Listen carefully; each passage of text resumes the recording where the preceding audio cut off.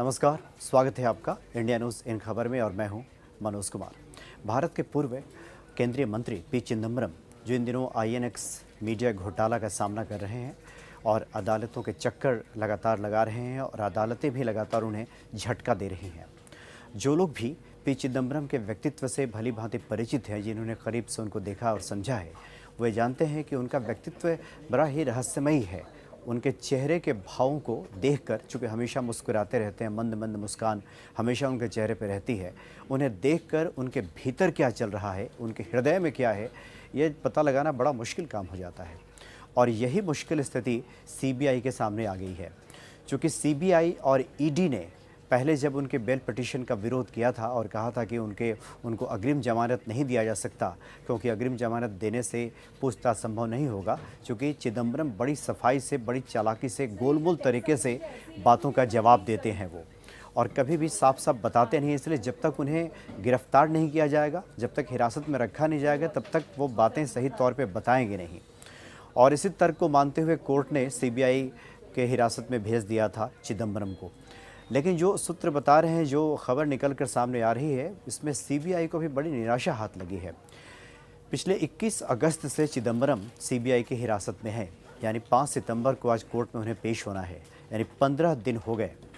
और 15 दिनों में जो खबर मिल रही है उसके मुताबिक अभी तक चिदम्बरम से कोई भी राज सीबीआई उगलवा नहीं सकी है। इसलिए अब सीबीआई भी पिछले 2 तारीख से ही उनकी हिरासत की अवधि बढ़ाए जाने का विरोध कर रही थी और कोर्ट से बार बार कह रही थी कि उनको जेल भेज दीजिए, उनको जुडिशियल कस्टडी में भेज दीजिए। क्योंकि जो जानकारी मिली है उसमें जो सीबीआई ने जितने सारे दस्तावेज सौंपे और जितना जो सूची बनाकर चिदम्बरम के सामने पेश किया, चिदम्बरम सिर्फ मुस्कुराते रहे और सिर्फ ये कहते रहे कि उन्हें किसी बात की जानकारी नहीं है।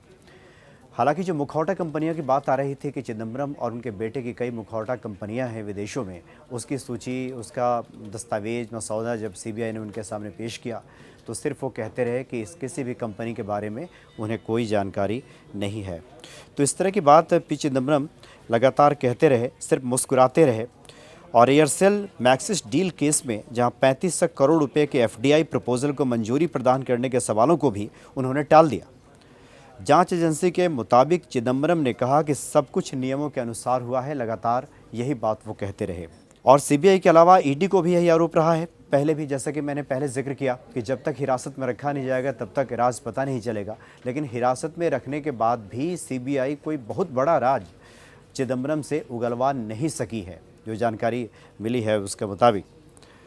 और इस तरह से सीबीआई को उम्मीदों पर अब तक तो चिदम्बरम ने पानी ही फेर दिया है। कि कुछ दोस्तों का नाम भी जब चिदम्बरम के सामने लिया गया तो उन्हें भी पहचानने से इनकार कर दिया और कहा कि मुखौटा कंपनियों से जुड़े किसी सवाल के बारे में उनके पास कोई जानकारी नहीं है। और ये भी जब सीबीआई ने कहा कि उनकी 29 संपत्तियां हैं विदेशों में, और उसके बाद जांच जब आगे बढ़ी तो पता चला कि उनके 55 से ज़्यादा संपत्तियां हैं और लगभग 600 करोड़ रुपए के मालिक हैं पी चिदम्बरम। तो इसके बारे में भी उन्होंने कहा कि सब कुछ नियमों के अनुसार हुआ है और बाहर की कंपनियों के बारे में उन्हें कोई जानकारी नहीं है। और ये भी जानकारी दी गई कि कीर्ति चिदम्बरम ने करीब 23 करोड़ रुपए की लागत से स्पेन के बार्सिलोना में टेनिस क्लब और ब्रिटेन में कॉटेज खरीदा था। इनमें से 2-4 को छोड़ दें तो बाकी कंपनियां मुखौटों के सहारे चल रही थी, लेकिन इस बारे में भी चिदम्बरम ने कोई जवाब नहीं दिया। तो इस तरह से बार बार जब उनसे कुछ सवाल पूछे गए तो वो सिर्फ मुस्कुराते रहे और कोई जवाब नहीं दिया। और सूत्रों का ये भी कहना है कि वित्त मंत्रालय के कुछ अहम दस्तावेज में कुछ ऐसे भी थे तो जो 2007-8 में जब चिदम्बरम के वित्त मंत्री रहने के दौरान उनके दफ्तर से जारी हुए थे। आईएनएक्स मीडिया प्राइवेट लिमिटेड से डाउनटाउन स्ट्रीम के माध्यम से आईएनएक्स न्यूज़ प्राइवेट लिमिटेड में निवेश किया गया। इसके लिए एफबीआई की मंजूरी नहीं ली गई। बाद में आईएनएक्स समूह के खिलाफ कोई कार्रवाई नहीं की गई।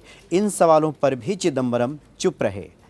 आरोप है कि चिदम्बरम ने कथित तौर पर 17 मामलों में कीर्ति चिदम्बरम और उनके स्वामित्व वाली कई मुखौटा कंपनियों को फ़ायदा पहुंचाया था। लेकिन जब ये सवाल किया सीबीआई ने, इस पर भी चिदम्बरम ने कोई जवाब नहीं दिया, सिर्फ मुस्कुराते रहे और ये कहते रहे कि उन्हें किसी बात की जानकारी नहीं है। तो इस तरह से तकरीबन जांच एजेंसी ने मनी ट्रेल की भी एक सूची तैयार की थी, जिसमें कीर्ति चिदंबरम के कथित तौर पर घूस लेने के करीब 67 पन्नों की एक फाइल भी शामिल थी। रिमांड के दौरान विदेश में चिदंबरम परिवार की जो चल अचल संपत्ति है, उसके कई दस्तावेज जांच एजेंसी ने पूर्व वित्त मंत्री के सामने रखे, लेकिन चिदंबरम ने इन्हें भी पहचानने से इनकार कर दिया। इनमें ASCPL की balance sheet, FMCG distributor private limited, CBN placement, north star software, UK की coastal garden advisory limited, tiles tennis limited और स्पेन फाइबर आदि कंपनियों के दस्तावेज को भी पी चिदंबरम ने पहचानने से इनकार कर दिया।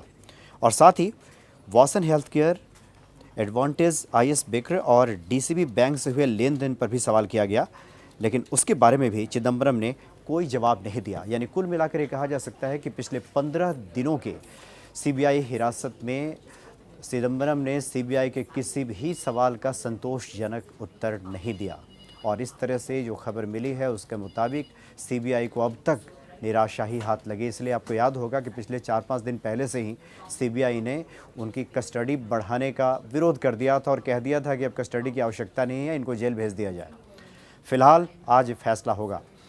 अब चूँकि ED ने भी जो अग्रिम जमानत का विरोध किया था उसको भी सुप्रीम कोर्ट ने खारिज कर दिया है, यानी अग्रिम बेल पिटीशन को खारिज कर दिया है। अब ED गिरफ्तार करेगी CBI के बाद, ये प्रबल संभावना है चिदंबरम को।